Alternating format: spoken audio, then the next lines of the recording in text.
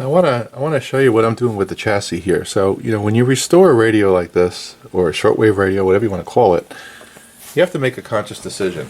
Do you want to restore it to get it working, or do you want to restore it to preserve it for like another 60 years?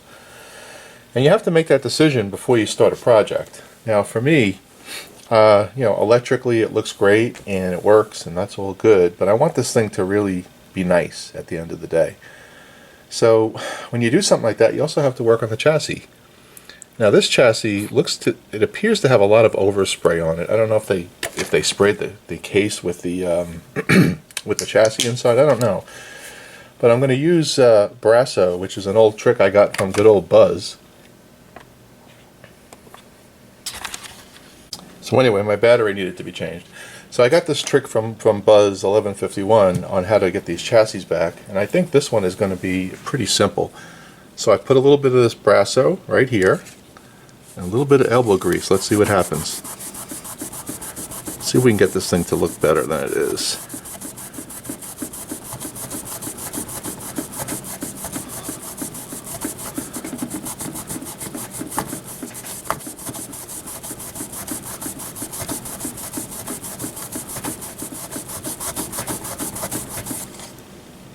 Look at that.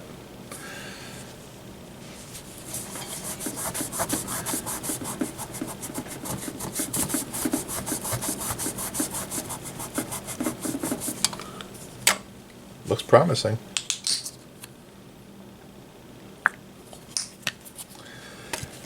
So if any of you are restoring anything, old radios or anything that's vintage, and you get a chassis like this that doesn't look like it's new, Brasso does a great job. Navel jelly does too.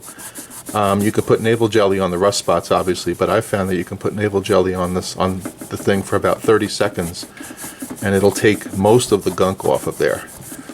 So that's a trick that works as well.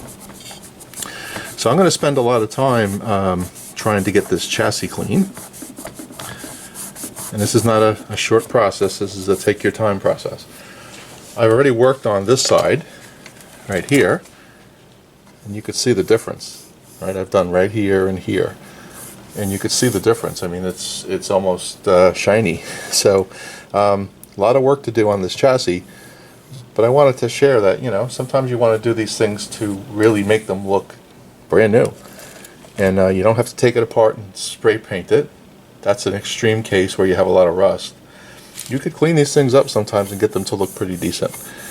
So that's the plan. I'll be back. Just one thing to mention, the navel jelly first and then the Brasso seems to work much better. I tried the Brasso here and it really didn't take anything off. I put the navel jelly on for about 60 seconds, wiped it off, and then polished it up with the Brasso, and it's looking much better here.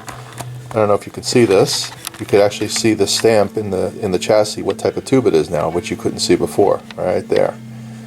And if you look at down there, you can't see it. So does a great job, and we're going to continue. Just to change gears a little bit here, I've been trying to figure out what I'm going to do with the power cord, and I still have this this Polaroid cord connected, right? I've taken it out of the hole here, obviously, and I've had some discussion with all of you, thankfully, about using a 3-prong cord and grounding to the chassis, much like the neutral is. And a lot of folks, I'm really appreciative, by the way, chimed in and said that's really not a good idea. JP was one of them. So what I'm going to do is I'm going to put a different socket in here, but I'm only going to use the 2 prongs. I'm not going to use the ground. And what I have is one of these, and this is a typical computer cable. And what I've done is I've cut off the ground tab right here, and with a little bit of a Dremel tool right here, this will slip right in there, and then I'll have to take the Dremel tool on here as well and just open up this hole a little bit, and then I'll be able to have this this plug sticking out the back, and you can use just a standard computer plug on this radio. So that's what I'm going to do. So I'm going to get that working, and then on the top of the chassis I found something as well which I need to address. And let me show you what that is, and you can see I'm still in the process of cleaning it. It looks like on the output transformer someone has done some crafty soldering here, and there's just exposed connections.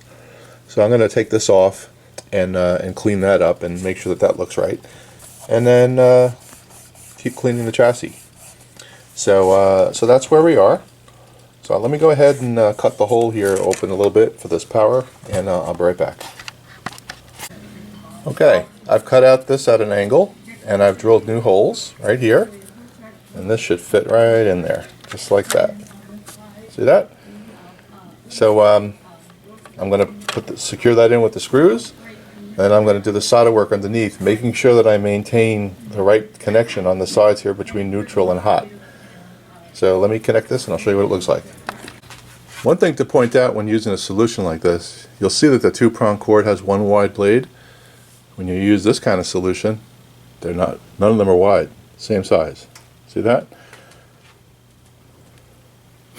So what I've done here is I've marked the wide blade right there with brown, and that's where I'm going to continue the connection that normally would go to the wide blade here. Let me go do that. Okay, using a meter, I've ohmed out or checked out the cable, the power cable, and the wide blade is right here. So the power of the connection that's going to the wide blade on this two-prong cord is going to go right here. Let me go do that. And you'll see that's the finished product.